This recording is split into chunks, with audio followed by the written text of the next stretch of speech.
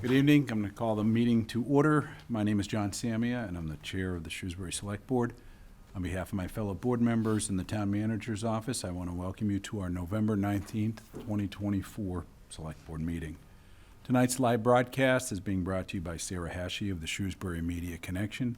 Tonight's meeting will also be available via the Shrewsbury Media Connection on YouTube starting tomorrow.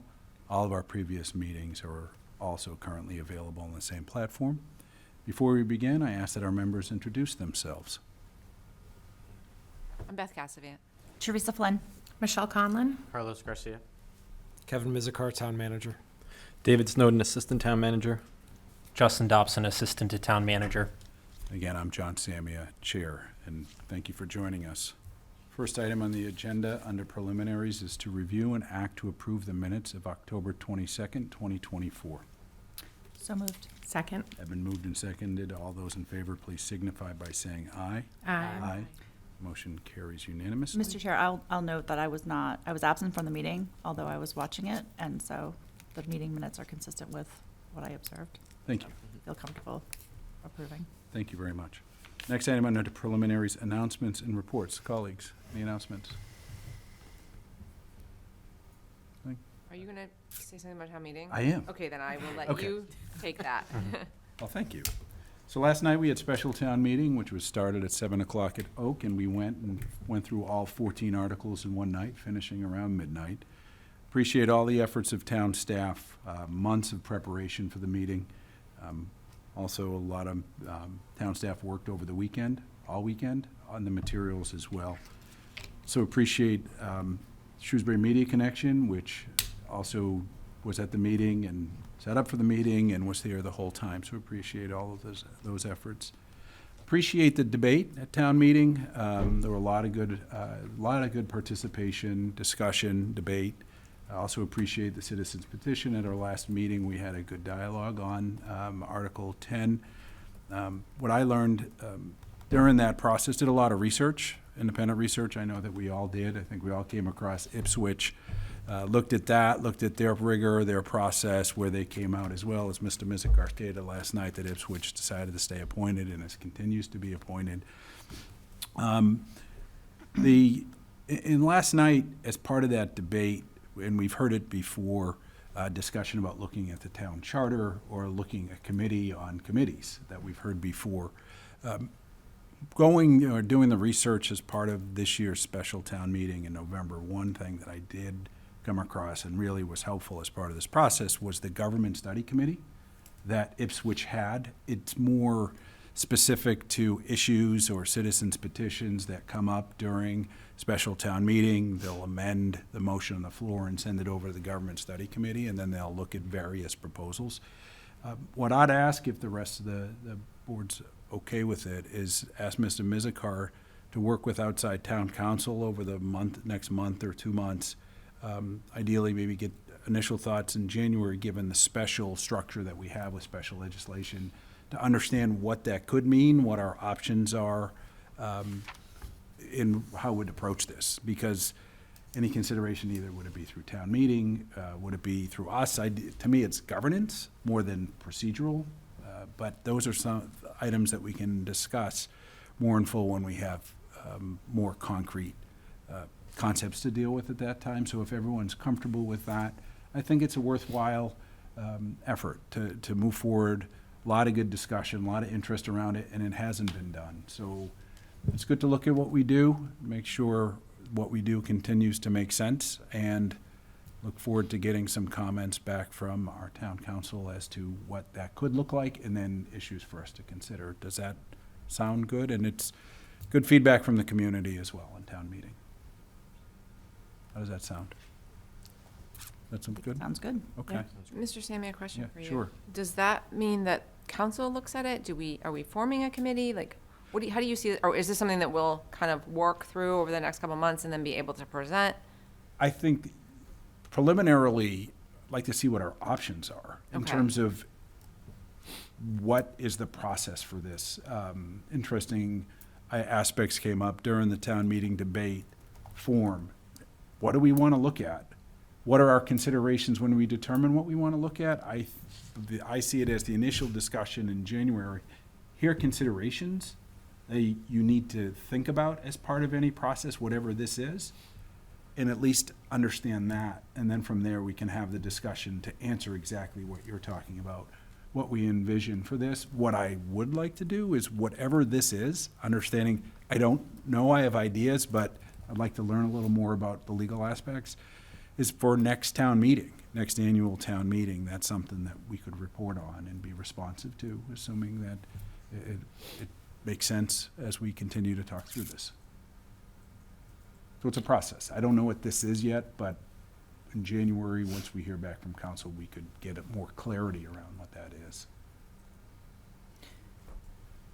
If I may, Sure, I think please. I agree with the process, and I agree with sort of starting with the basics of Yep. the legalities around it. I think that the process just needs to include community input. I mean, if we come forward with sort of a recommendation. No, agreed. Yeah, so, Absolutely agree. I mean, there were variants of it. It's the appointments and at-large members, not even there yet, because I don't know what this is. So, yeah, absolutely, community feedback. As part of this process and the dialogue even that we had at our last meeting, it's important. That's why we have office hours. The good news is, and we do get excited when we have people that come, that's been really diverse conversations, very learning experience for us, but it's been good because we do see members from the community. We all reach out and have coffee or other opportunities to meet with community members really when we can as well. And the town manager, as part of his goals as well, has held office hours and met with community members, as well as you've had your door open on an availability basis too. It's not just the structured office hours that you've been doing. So right now, it's more of an idea, looking at, I don't know exactly what a government study committee will look like and what it will do, but it'd be nice to have run rules. Then we'll have more to react to and what that would mean, and it would absolutely involve community feedback. We've had fiscal study committees, right? So Two. that's something that we can kind of look at as maybe a model, if we're going to be doing something similar, but just in a governance model. You talked about the petition article last night, and it really did get me thinking about, like I mentioned when the petitioner was here, like the hesitancy to just pull a thread of one piece of our charter in isolation, and it felt a little fast to me, right from the time the petition article was filed to the time we needed to vote on it at town meeting. And I would really appreciate the opportunity to take a step back and as a community be able to really vet what we're going to do going forward to make sure that we are solving for whatever the problems may be, and making sure that the 2024 form of government is, what we want it to be to meet our needs today. Engagement of the residents, like you said, is really important. One of the other things that I heard last night was related to the policy, the procedures and the process, right, around when a resident attends a public meeting. So I don't know if there's a way to incorporate that, to think through how we get information out to residents so that there's an expectation when you come into a public meeting that these are the kinds of things that you're going to walk away with. Because I think a lot of the frustration that I was hearing over the course of the conversation around the petition article really stemmed from the expectation not matching the outcome. And I think there's a lot of room there to improve and do better, especially as we have people who maybe this is their first touch with municipal government and our local boards. And, that I think could only make us be able to communicate more effectively. I agree. Setting expectations, what does a hearing mean? What are they listening for? What is the role to be upfront, and clarity, conversation, communication during a meeting as well, just to set expectations. I think it's for all of us at every board level to make sure that we're explaining what we're doing and why we're doing it. And I think that will go a long way as well for clarity and setting expectations. So does that work, Mr. Mizikar? Something you could reach with town council, and a little abstract right now, but I think it's a good idea. And it's something that has been talked about at different town meetings over the last at least 10 or so years. And this exercise that we went through now was very fruitful and gave us a lot to think about. So let's see what that looks like in January. It can be the second meeting. Let's look to do it by then. Great. Well, that's all we have under announcements and reports. Next item on the agenda is the town manager's I report. think, may I just make a few more comments Sure. regarding, I think, our next meeting is not until after Thanksgiving. Thanksgiving. And I would like for us to further, debrief on lessons learned. Mhm. While there are a lot of things that do go well, I think we always want to look at what could be improved. Mhm. And I personally, feel there are things that I want to continue to follow up on. I've talked, I think, with town staff about this before, but looking at electronic voting for town meeting, maybe that's a conversation we have to have with the town moderator. But there definitely was a little bit more of, I think, a demand from town meeting members to have clarity over the votes. And I think, just continuing to ensure that we make information clear and concise. While I think we've made some improvements, it was clear that, people were struggling with some of the articles, and when they started to be debated, not really understanding. I think, we certainly saw it with the MBTA Communities Zoning Initiative. I think that the fact that there was a vote to split that that article and remove the vertical mixed use amendment, clearly people didn't understand. So, that's a takeaway that, how do we make things a little bit more clear so that, people are being informed. And I think that lastly, I'm not sure this really falls under our purview, but really looking at what is the right balance of giving people the opportunity to speak. There were several times when the questions were moved and, some people were very upset because they didn't have the opportunity to use their voice.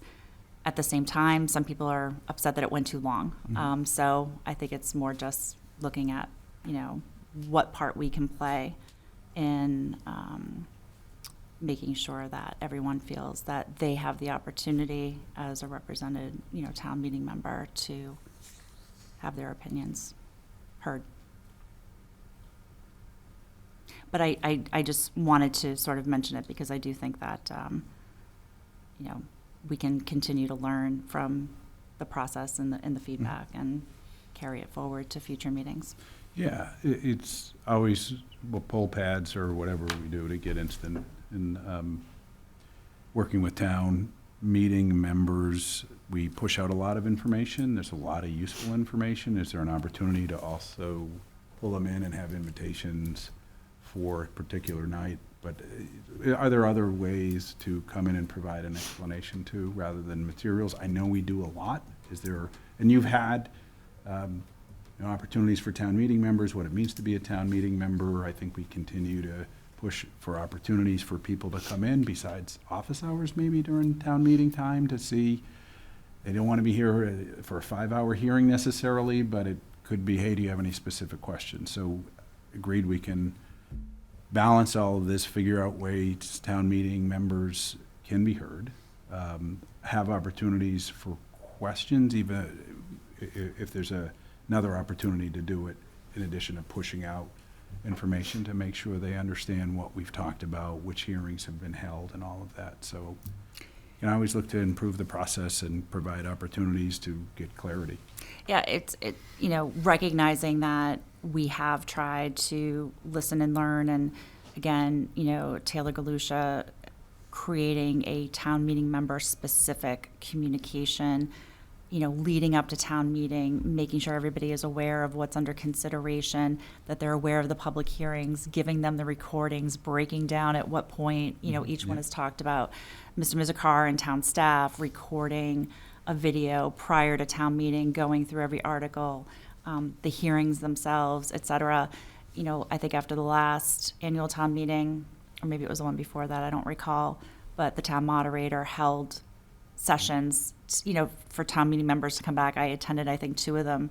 I think maybe 3 people came, so it's always, you know, we probably get the most constructive feedback right at the meeting or right after Right. the meeting, and that's what I'm just sort of pausing on, like, okay, let's listen. And overall, I think that, you know, the votes speak for themselves, but I think that, you know, just in sort of listening to, you know, some of the questions that were raised, that there's still a lot of technical, dense information, and, you know, we just have to continue to work at it. I agree. Just to note, there was an electronic voting study committee I know. in 2018. And I served on that committee, and the two obstacles were cost and then ease of technology use, right? And I think that since the pandemic, the ease of technology use argument has probably been resolved, right? Because I don't think that there's a single person now who can't log on to Zoom or whatever. So having that remote in your hand and hitting yes or no is probably no longer a barrier. So I think that there's still probably some value in taking a look at that if we're going to consider electronic voting, because again, I think it's just a cost factor that we would have to figure out how to pay for it. I think the one shortcoming with it, though, is you still won't know how people voted, right? You only know yes or no. Or maybe it does record now. Who knows? It could be better from 2018. Yeah, I don't know, and I don't know if that's an important part of it versus just the accuracy of the vote, or if people requested standing votes so they could see Right, how like, people I voted. think that's don't- part of Yeah, it is and- wanting to see how people vote, only because I do notice some, you know, people that are looking around, taking notes, snapping pictures, whatever, to kind of Yep. see how people vote. Yeah. But I would be willing to look into electronic voting again. I just think that it would just add an element of accuracy that I think some people would appreciate. Oh, good stuff. Let's figure out ways that we can continue to improve our communication, our process. I know that staff works really hard to get information out, slice and dice, Teresa, as you said, in a lot of different ways. And that's what communication, the focus on communication, enhancing communication has been all about. But let's figure out ways, particularly in light of what we heard from this town meeting, what else we can do. So continue to work on it. Anything else? Not. Next item on the agenda, thank you for your comments. Next item on the agenda is Town Manager's Report. Mr. Mizikar. Good evening, board members. Just two things to touch on. I'll stick with special town meeting first. I wanted to thank you all for your support throughout the process, and acknowledge the time and commitment that many other boards and committees have gone through, the Finance Committee, and the Planning Board specifically, and the Community Preservation Committee. So a lot of hours go into that, culminates in one night, but the work is done beforehand. I appreciate staff support throughout the process, right up to the minute of the meeting and their prep work. It takes a lot of hands to make that happen. When it comes to the meeting itself, certainly thankful for the votes that we've received and continued confidence from town meeting to manage our operating budget and our capital infrastructure, both with smaller purchases and the larger initiative to continue the design work for the facilities optimization project. I just want to note that from my perspective, the most substantial thing that happened at town meeting that I think will benefit residents for decades to come is Article 8, which is the personnel bylaw amendments. Over the last 5 years, the personnel bylaw has undergone a dramatic transformation, shifting from a rigid 20th century civil service-like model to a dynamic system that really empowers review through performance and supports employee wellness. So that will continue to allow us to attract and retain the best employees to provide the best services that we can. And you know, really, this is the second major shift. The first was taking on, moving to a performance-based system from a longevity system, and now this modernizes the benefits parts of that with a paid family medical leave and really supporting the employees. So I'm grateful to town meeting for their support, grateful for the work of the Personnel Board and Human Resources Director Christina Ordung in making that happen. So appreciate the opportunity. Thank you.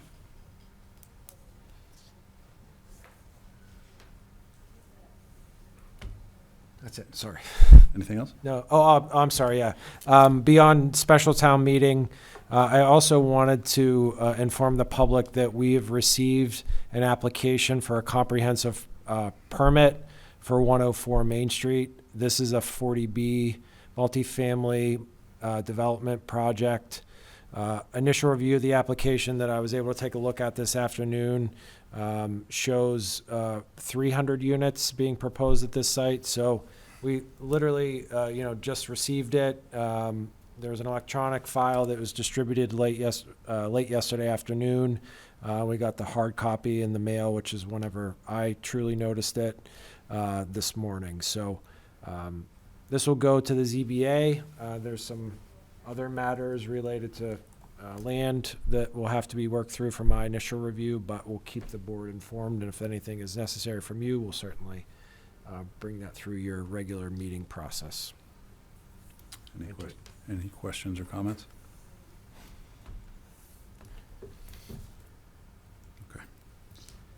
Next item on the agenda under meeting and hearings, we have a 6 PM tax classification public hearing and joint meeting with the Board of Assessors. The Select Board will review and take action upon the conclusion of the public hearing relative to the adoption of the fiscal year 2025 tax rate for all property classifications with the town of Shrewsbury. Ruth Anderson, Principal Assessor, has prepared a detailed memorandum that was in our drive for our consideration. We also prepared a presentation, which is on our screen right now, for consideration and discussion at our meeting. So, good evening. Good evening. Welcome. Thank you very much. Welcome to our annual classification hearing for everyone that didn't get enough of local government last night at 11:57, which is when I walked out of Oak.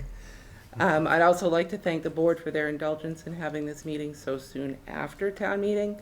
I was concerned that if we pushed it out a week or two to a regularly scheduled meeting, that we'd run the risk of not getting an approved tax rate in time to do our third quarter billing file. So I know this is possibly out of your regular scheduled programming, so I appreciate you letting me do this today. So this presentation was prepared for the select board and the town manager specifically in order to achieve the votes we need to submit to the Department of Revenue for our tax rate. But it will also be available on the town website for residents and taxpayers to review. Anyone with questions on the information presented or the assessment process in general is encouraged to call or email the office or stop by during regular hours, and we're happy to discuss your value or answer any questions.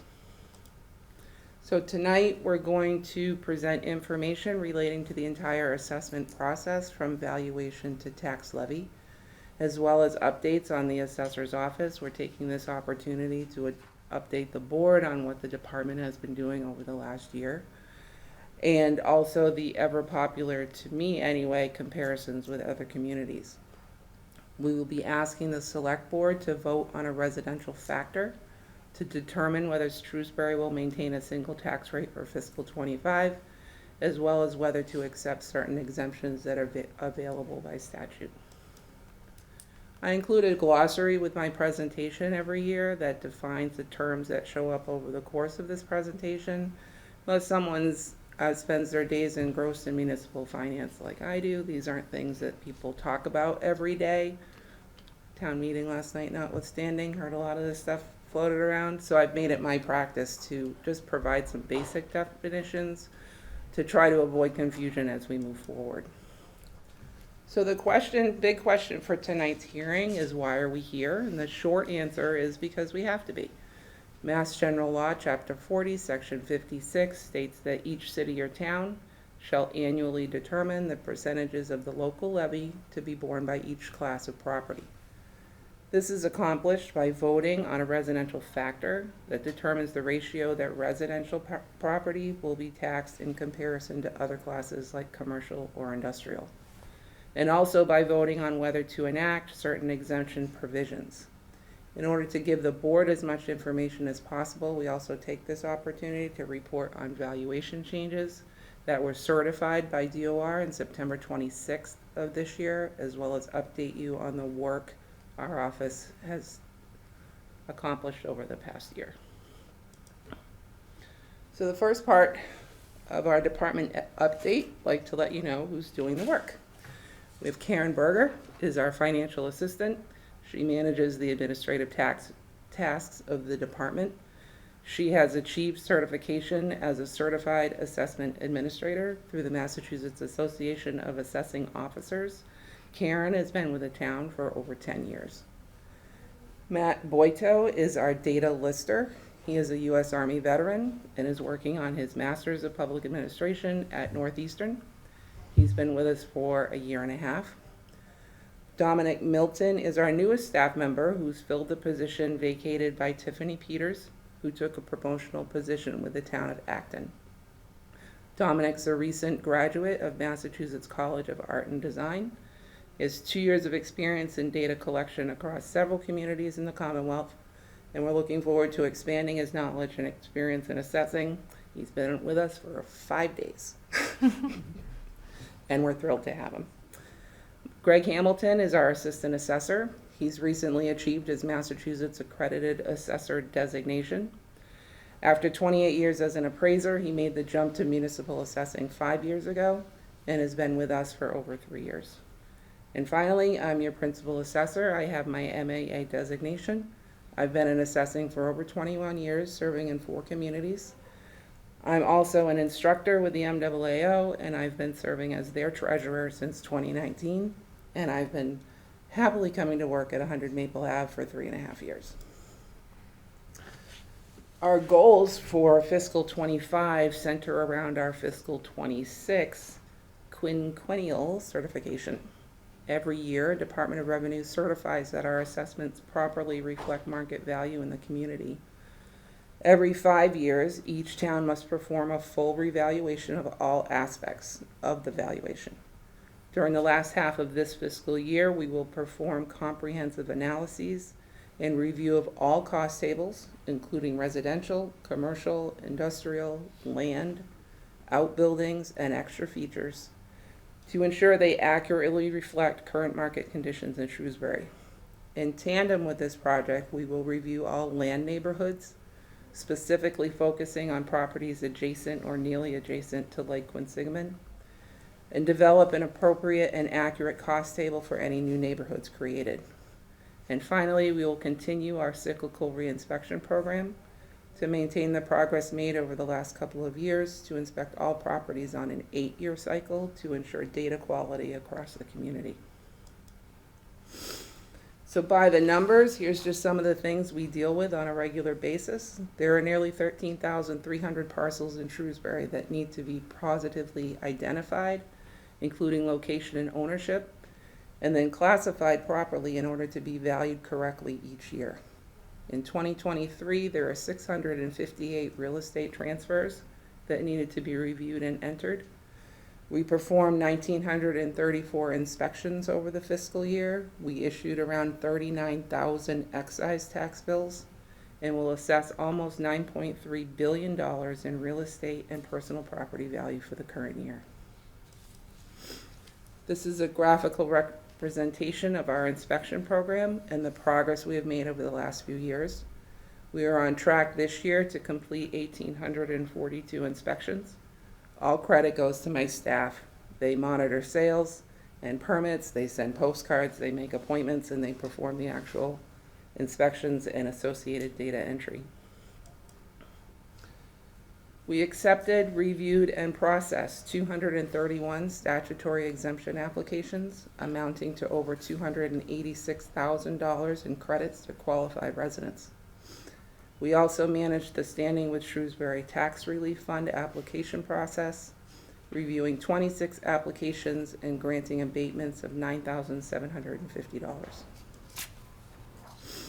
Every taxpayer has the right to appeal their assessment each year, and last year we received 91 applications for abatement. An assessing colleague of mine calculates the ratio between total parcels and abatement applications received to reach what he calls a confidence level in the assessment process. Using that analysis, 99.3% of taxpayers agreed with their assessment enough to forego the abatement process last year. Each of those 91 applications received was thoroughly reviewed, including a physical inspection and careful analysis of the market, and the Board of Assessors voted to grant abatements to 55 taxpayers for a total of $62,803 in abated tax. We currently have 2 pending cases at the Appellate Tax Board. Both of them are single-family homes. New growth is an important part of the levy calculation each year and represents changes to property values that occurred after the start of the previous fiscal year. In Shrewsbury, we have accepted the local option available under Chapter 653 of the Acts of 1989. By law, the assessment date for all property is January 1st prior to the start of the fiscal year. So for fiscal 25, it's January 1 of 24. Chapter 653 requires us to assess all property in its current state as of the June 30th, immediately prior to the July 1st start date of the fiscal year. So it moves our assessment date from January 1 to June 30. And all of that additional value is considered growth to the annual levy. We also perform audits of personal property each year, and that is added to the amount of growth reported each fiscal year. These charts show the amount of the tax base growth captured over the last 6 years, both in value and tax dollars. And the next slide is just another way of looking at the same data, going from the current fiscal year back to fiscal 22. Shrewsbury has gained over $488 million in value and almost $6.5 million in tax revenue over the last 4 years. New construction on the residential side shows 38 new single-family homes, which include projects where one house was demolished to be replaced by another, which is happening all over the town, especially by the lake. 2 condominiums, which could include new construction and conversion from another use, usually a 2-family, and 4 lot splits. There are also 6 commercial or industrial construction projects in the works. None of these include renovations or alterations to existing properties, which number in the hundreds overall.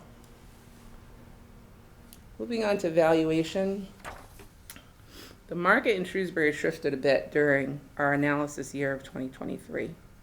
Properties continued to sell for higher prices than the year before, but the number of sales dropped. Whether this was due to interest rates remaining high or some other factor, the amount of inventory stayed low for most of the year, resulting in fewer sales overall.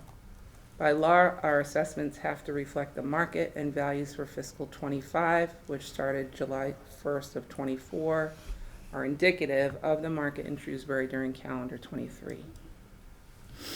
In the last 4 years, sale prices have increased and time on the market has decreased. This chart shows the sale price as a percentage of the asking price, and you'll see that although there were 85 fewer sales than in the previous year, average sale price is 6.4% higher, and sales occurred after less time on the market. Average sale price so far in 2024 shows that the market hasn't cooled at all. In fact, the average sale price has increased by 9.1%, and as of October 31st, we've already had 27 more sales than all of last year, and total dollars transferred is more than $4 million higher. I'd like to show you some data that illustrates how quickly and how much the market in Shrewsbury has changed, or $1 million ain't what it used to be. This chart shows the number of residential sales, single-family homes and condos that sold for over $1 million in each year since 2020. You see that the number of sales in that price range has increased nearly 6 times, and the percent of the total sales has gone from 2.4% to 20.8%. This chart makes it abundantly clear the direction that the market has taken in this community, and I remind this board and anyone watching from home that assessments must reflect this increase in the market by law. After a slight dip in the average sale price for condos in 2022, the class rebounded in 23 with an increase of 19.6% in the average sale price, despite lower inventory. The units that did hit the market, however, sold nearly 10 days quicker than in 2022. Lower average sale price did not correlate to an overall drop in assessment for the class, which is evidenced by the total dollars transferred. Some complexes saw significant increases, which is coupled with an increase in the actual number of condos in the town. So that resulted in an overall bump in the total condo valuation for fiscal '25. So this next slide is a new one this year. I brought some of the statistical analysis of the valuation process. And I wanted to illustrate to the board the process we are required to complete in order to obtain value certification from the DOR. We must complete an analysis of all arm's length sales that occurred during the appropriate year. What's an arm's length sale? Willing seller, willing buyer, neither one of them are under any legal compunction to buy or sell. So we calculate an assessment to sale ratio, or ASR, to determine whether the sales meet the standard of representing full fair cash value, and then calculate the coefficient of dispersion to ensure that no single class is being assessed outside the acceptable comparisons of the primary class. So what does that mean? So this chart shows the median ASR of the major classes in Shrewsbury. The primary class is single-family homes, that's what we have the most of, which have a median of 0.97 or 97% of the sale price. This falls within the DOR requirement of 90 to 110%, which you see at the top. So we're all set, right? Well, not quite. Every other class has to have an ASR within 5% of the primary class. So nobody's flying with outliers across the board. But they also have to fall within the 90 to 110% limit. So we could assess single-family homes so we had a median of 1.06% of the sale price, but that would make determining values for all other classes that much more difficult because, again, they can't go above 1.10. The other part of getting value certified is determining the coefficient of dispersion of each class. The COD is a statistic that measures how close all points of data are to the center. If you think of a bell curve, that's what this measures. We all know there's variation in the market where similar properties sell for very different prices.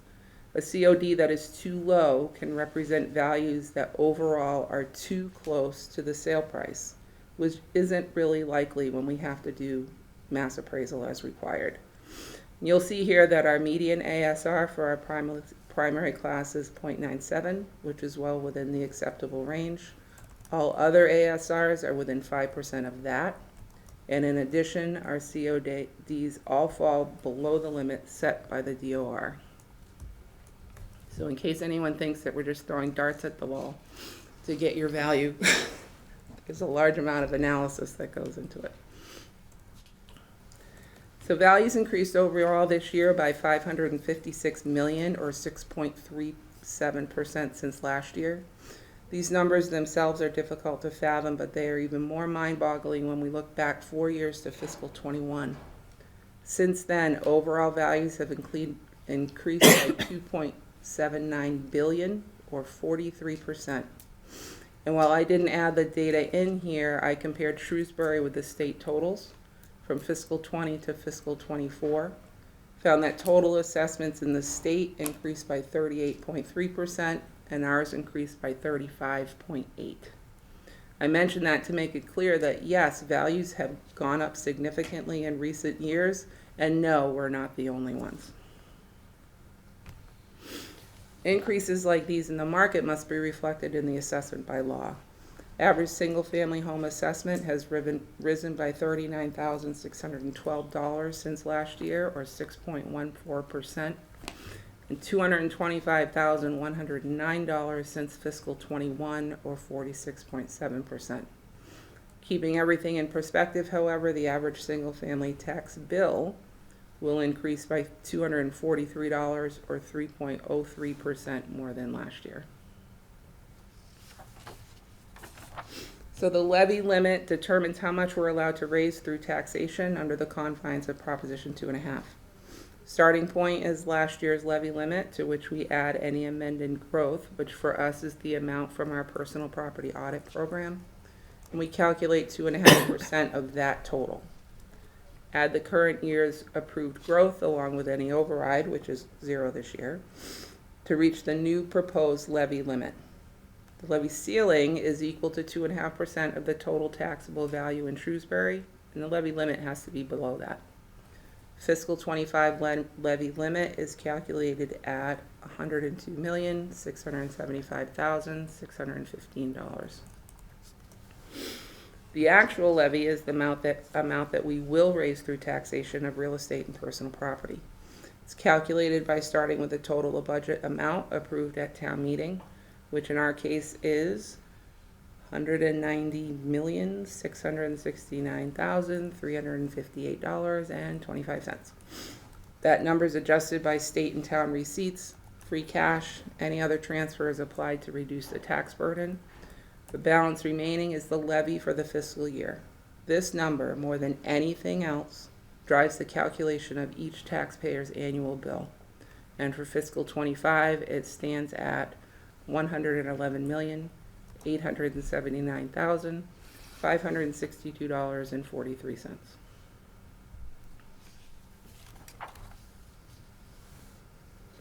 To determine excess levy capacity, the levy limit's adjusted by adding any debt or capital exclusions, stabilization fund overrides, water sewer costs, and the total is the maximum allowable levy for fiscal 25.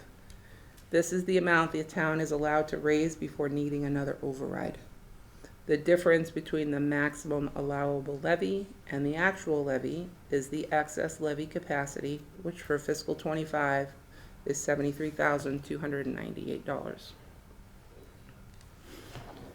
And once our values have been certified and the levy's been calculated, determining the tax rate's a simple mathematical equation in which the levy is divided by the total taxable value and multiplied by 1,000.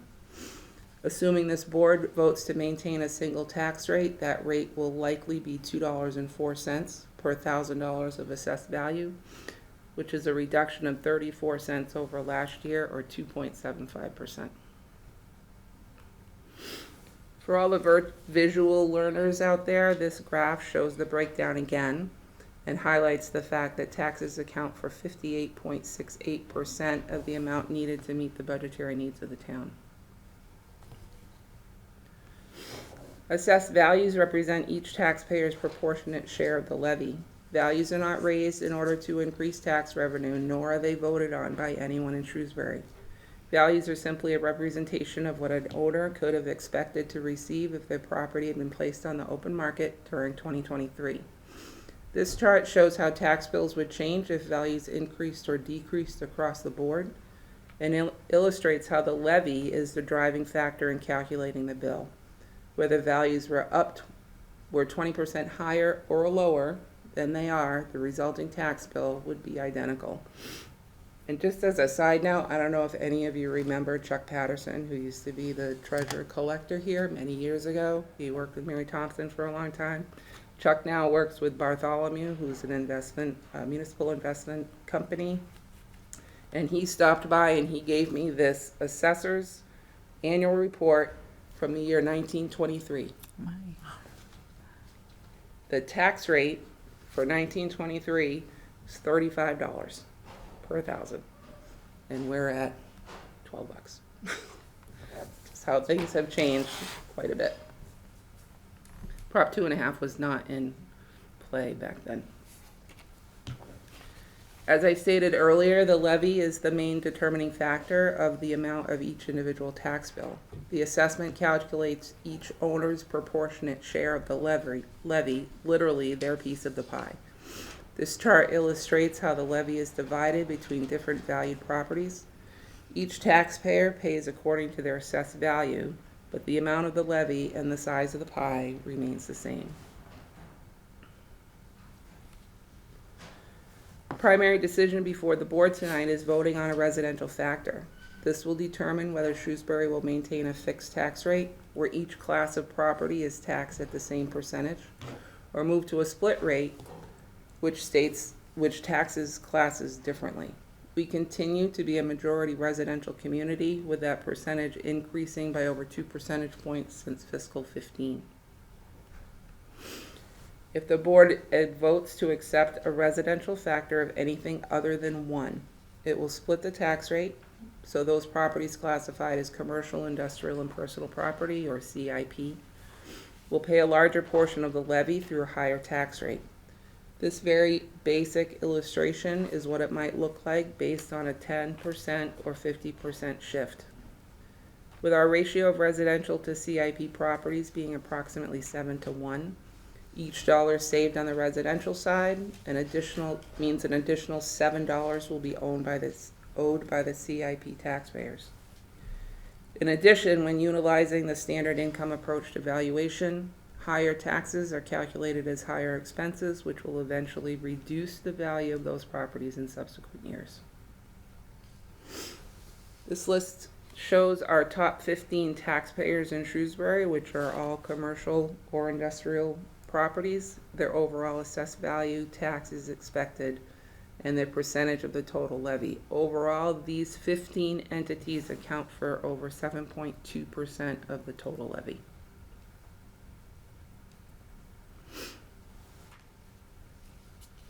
This chart shows the correlation between tax dollars collected and governmental cost expended for each class. It's an important concept when discussing whether to enact a split tax rate in Shrewsbury. Basically, for each dollar collected in tax revenue, the town will spend $1.47 on residential services and 59 cents on commercial, industrial, or personal property services. Essentially, the non-residential properties are subsidizing the residential class, and that ratio would be even wider with a split rate, as shown on the bottom 2 rows.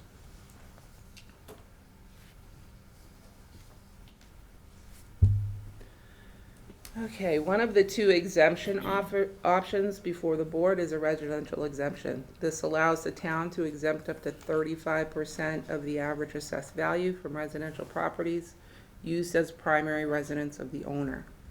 If adopted, this exemption increases the residential tax rate for everyone and shifts the burden of the residential portion of the levy onto the higher value homes. 18 communities in Massachusetts have adopted this residential exemption last year, and you will note that most of them are towns with a higher percentage of seasonal residents or rental properties, and they've chosen to shift the burden away from their year-round residents who typically live in more moderately valued homes. And the second exemption is similar, but it's for small commercial properties, where the town can exempt up to 10% of the value of commercial properties if they're occupied by a small business with fewer than 10 employees and a property value of less than $1 million. Similar to the residential exemption, this would shift the burden from properties occupied by small businesses onto larger entities. In a multi-unit property, all employers must qualify. 271 commercial properties in Shrewsbury fall under the $1 million valuation limit this year. And it's important to remember that any tax break goes to the owner of the real estate and not the small business leasing the space. 14 communities adopted this exemption last year, and Shrewsbury was not one of them. So each year I include some community comparisons showing data from Shrewsbury and other communities for the previous year. We keep copies of this information at our office counter because they provide a good visualization of how taxes here compare to our neighbors or similar communities. So here's how we compare to Grafton. Grafton's always first because I live there and I'm always disappointed my taxes are higher. Our average single family value was $71,000 higher than Grafton, but our average single family tax bill was $271 lower. Our average value is $18,300 higher than Holliston, but our average tax bill is $1,513 less. And compared to Northborough, our average value is $42,800 higher. Average tax bill is $656 less. And I didn't have room to include our neighbors in Westborough, but I heard from their assessor earlier today, who told me that their average single-family tax bill, their average single-family value for this year, fiscal 25, $755,900. Their rate will probably be $16.29, and their average single-family tax bill will be $12,314. And then the overall summary shows where the average single-family bills fell on the list of communities ranked throughout the Commonwealth in fiscal '24. Like previous years, our average single-family home value ranked near the top of this list, but our tax rate and single-family tax bill were the lowest. And then finally, my annual public service announcement to everyone watching or listening. Please check your property record card to make sure the data is correct. Record cards are available through the portal on the assessor's page or of the town website, or by contacting our office. We can print or email it to anyone who asks. And again, I always stress this, no one makes mistakes on purpose, but they happen. And when they do, until we find it and fix it, that carries forward. We're not mind readers of what's right and what's wrong. We have to inspect something to fix it.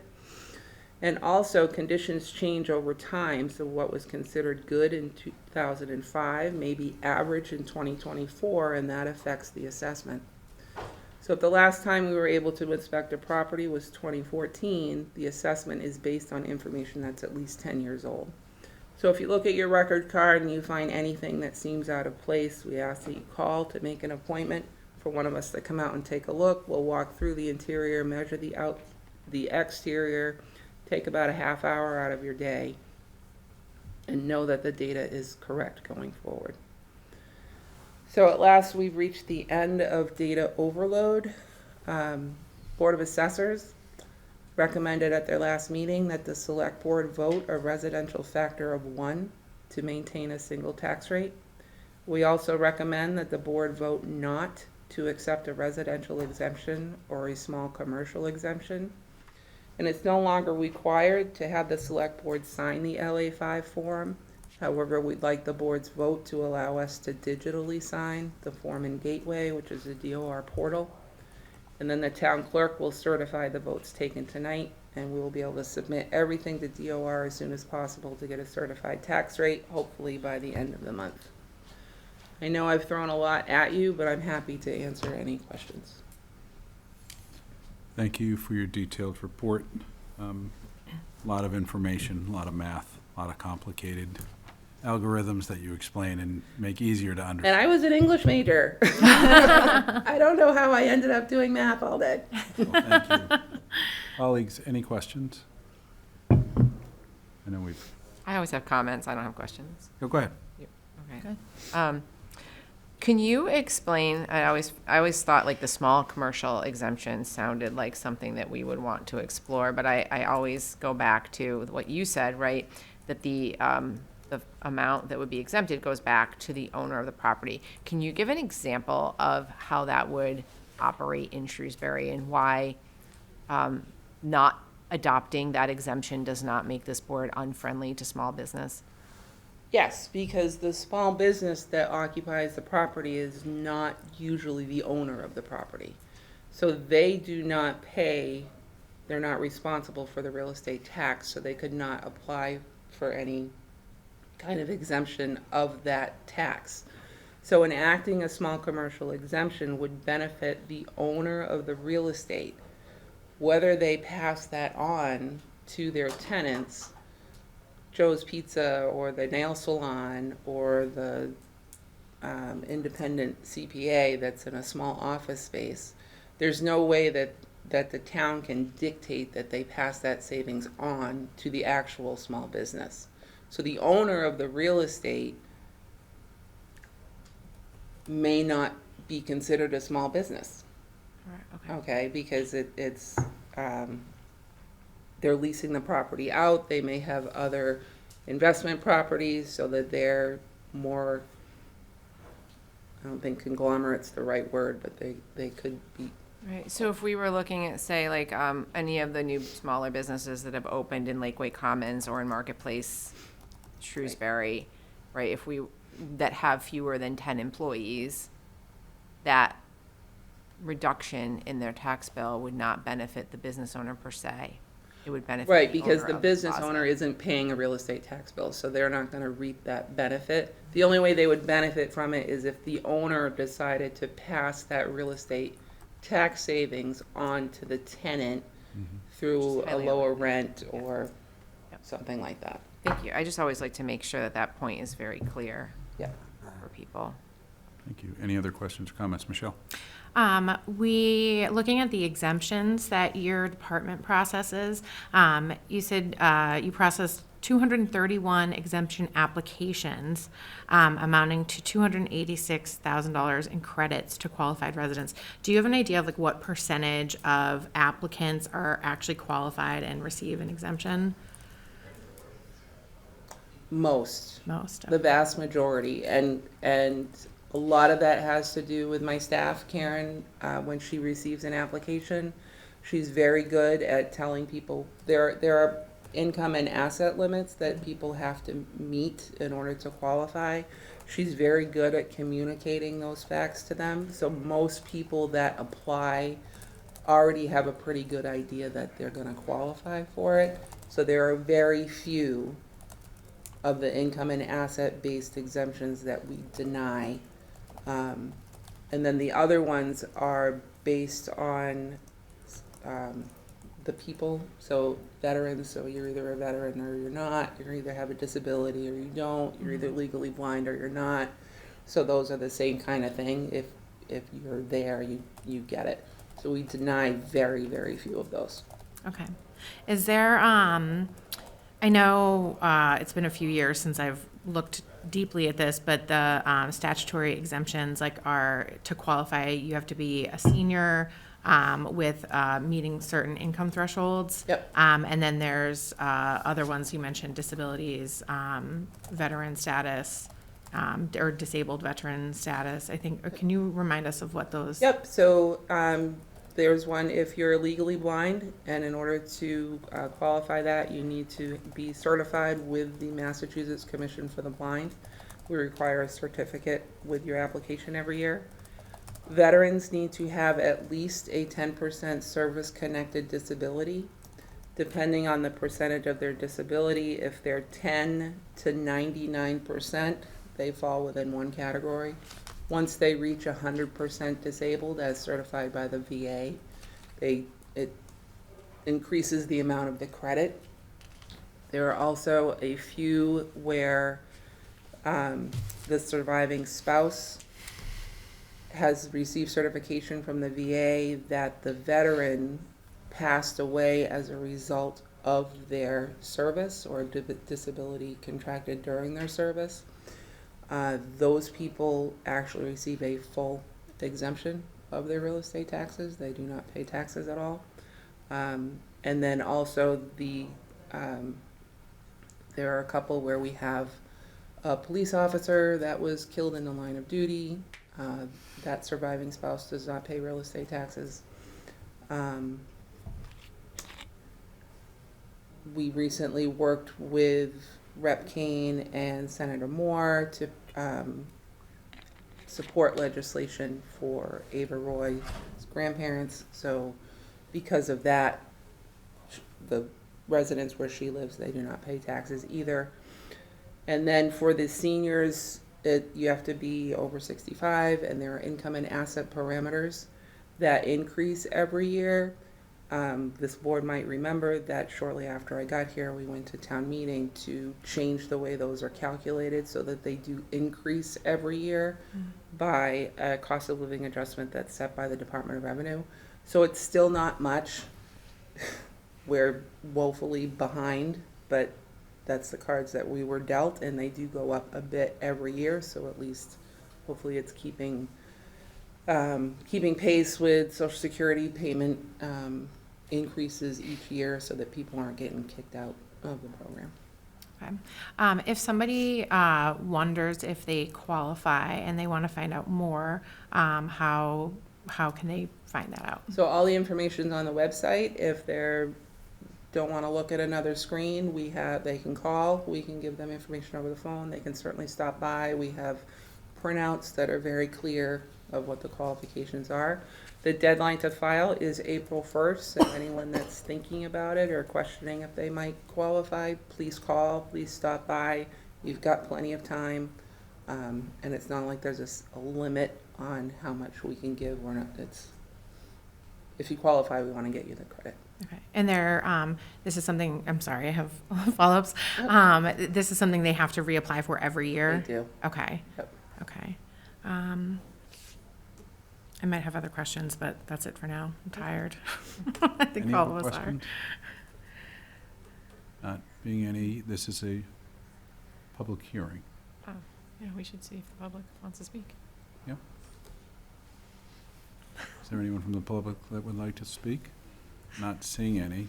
Are there any other questions from our board before we close the public hearing? I don't have a question, but I always have my one comment that I say every year. Go ahead. About Before we cost, close it. about why the recommendation is not to split the tax rate, right? And I think that that's something that we hear a lot of from people, whether it's in person or on social media, right? Why don't we want to put more of the burden on our commercial businesses? Yep. And I go back to the slide that you had that showed, you know, the amount on a dollar that comes when it's a single-family home. Yep. Someone's probably better at getting this than I am. Basically, like, single-family homes are cost centers. It costs more to service them than they're actually paying in taxes. And so the businesses, which you can see on the slide, it actually costs less to service them than the dollar they're paying in taxes, kind of subsidizes that. And so in a situation we are in Shrewsbury, where we are primarily residential and we're working to grow that commercial tax base to reduce the burden on the residential taxpayers, it wouldn't make sense to try to, deter commercial business by having that split tax rate. Like, it's something that's attractive and I think has been working for us. I know that we've talked about how we've kind of tipped the scales for 2 years in a row now, where we're now, 51-49, is that correct? As far as Commercial industrial. 50, right? Like The new growth. yeah, like, so all of it kind of works together to get us those desired outcomes where we're seeing that increase in our commercial. So I just think it's really important to remind people the reasons why we, year after year, seem to just accept the status quo, but it's not that. It's that this is the recommendation, clearly very well vetted, and that there are reasons behind why we would want to accept those factors. Right, and I'm not a commercial developer at all, I'm an assessor, but it would seem to be common sense that if I was looking to locate a company in Central Mass, of course you're gonna look at your bottom line, and you're gonna look at your biggest bang for your buck, and if you're looking at Central Mass, Shrewsbury has a single tax rate, and it's one of the lowest tax rates in the area. So you could go to Worcester, but your taxes are gonna be at, I'm not even sure what their rate is, but I know it's a split rate. Auburn has a split rate. As I said about Westboro, they're right down the road. Their tax rate is $4.40 more per thousand than ours is. So just looking at the bottom line, Shrewsbury would be much more attractive just from that standpoint. And maintaining its risk over reward. If a developer, I would think, again, I'm not one, that if there's a chance that their taxes are gonna go up by, $6 or $8 a thousand because they're gonna split the rate, they might look elsewhere. Thanks. Thank you. Any other questions? Not, I'll entertain a motion to close the public hearing. So moved. Second. I've been moved and seconded. All those in favor, please signify by saying aye. Aye. Those opposed, motion carries unanimously. So there are 4 different courses of action that are in front of us. Residential factor, residential exemption, small commercial exemption, and then the final is procedural for the submission of digital signed LA form through Gateway by the principal assessor. So let's start with residential factor. What's the desire of the board? Sorry, just lost my tab. I move the board adopt a residential factor of 1 for the fiscal year 25 tax rate. Second. Have been moved and seconded. All those in favor, please signify by saying aye. Aye. Those opposed, motion carries unanimously. Next item on the agenda is with respect to the residential exemption. Any comments or questions? If not, is there a motion? I move the board not adopt a residential exemption for the fiscal year 25 tax rate. Second. I've been moved and seconded. All those in favor not to adopt a residential exemption for fiscal year 25, please signify by saying aye. Aye. Those opposed? Motion carries unanimously. Next one is a commercial exemption. Any questions or comments? If not, is there a motion? I move the board not adopt a small commercial exemption for fiscal year 25 rate. Second. Been moved and seconded. All those in favor to not adopt a small commercial exemption for the fiscal year 25 rate, please signify by saying aye. Aye. Aye. Opposed? Motion carries unanimously. Sorry, I'm still suffering from last night, a little lack of sleep. And the last item is the, with respect to giving the principal assessor authority to digitally sign the LA5 form on Gateway. So moved. Second. I've been moved and seconded. All those in favor, please signify by saying aye. Aye. Motion carries unanimously. Thank you very much for your Thank you very excellent much. presentation. Thank you so much. A lot of work, so thanks a lot. You're welcome. Always excellent at Thank you. really distilling it down. Appreciate it. Next item on the agenda, under new business, is to review and act on the award of bond anticipation notes related to the PFAS treatment plan design. This agenda item requests that the board to approve the award of $1 million in general obligation bond application notes to fund the design of the PFAS treatment plant. This bond sale had two bidders, with Fidelity Capital Markets offering the lowest bid at 3.2070% net interest cost, or NIC. This item is related to Article 30 of the May 2023 annual town meeting, which authorized the select board to borrow $12 million to fund the design and improvements to the municipal water system. Of note, the board previously awarded $1 million in bond anticipation notes to Fidelity Investments in November 2023 to provide initial funding for the design of the PFAS treatment plant. So, Mr. Misakar, any additional comments on that? I read it well, so thank you. So, what the documents we received, we had a note form, an opinion, a select board vote, which seemed to be more than a secretary's certificate, but those are the votes that we'd be adopting today.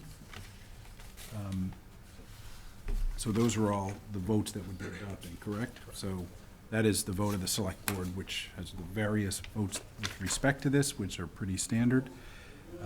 Significant events disclosure certificate, I'll have one question, Mr. Misakar, for you, and then a couple other certificates, which is typical for financing, debt or equity financing documents of this type. The only question I have for the significant events disclosure certificate, how do we monitor that? Not for this one per se, this is a discrete time period, so it's 1 year. But for notes of a longer maturity or term, how do we monitor that? Because I saw in this one, for example, one piqued my curiosity, a change in credit rating. This one, not a big deal, it's 1 year, but how do we monitor that? And So I think it's primarily monitored because we annually update our offering statement Okay. through our financial advisor, and they disclose that to all the ratings firms. And then so to the extent there's any rating update which would not want with respect to any outstanding longer-term debt, then we'd have to look at to see whether or not, say we went from AAA to AA plus, right? Is the next one, then we'd have to go through the documents and see if there's any consequence? Correct. Yep. Okay. And that would be heavily handled by our financial advisors. And we tend to only get bond ratings when we're actually borrowing, so it's it's not an annual event, it's a when needed event. So in terms of, thank you. Any other questions? So in terms of what we're doing is approving all the resolutions that are related to that were included in the materials under vote of the select board. And from there, Michelle, you'll sign a clerk certificate. That's it. If not, entertain a motion. I move the board approve the award of bond anticipation notes related to the PFAS treatment plant design in the principal amount of $1 million to Fidelity Capital Markets. Second. I've been moved and seconded. All those in favor, please signify by saying aye. Aye. Those opposed? Motion carries unanimously. So I go back to public comment. I totally skipped that. So there's no one here, but under our policy 31, if anyone would like in the future to present, to the Select Board. It's another opportunity to provide public comments on matters within our authority. They can reach out to the Select Board Chair through Town Meeting Office by email or phone on the day before the meeting, so my bad on that one, but that is it. If there's nothing else, I'll entertain a motion to adjourn. So moved. Second. Been moved and seconded. All those in favor, please signify by saying aye. Aye. We are adjourned. Thank you for joining us. Have a happy Thanksgiving. Thank you.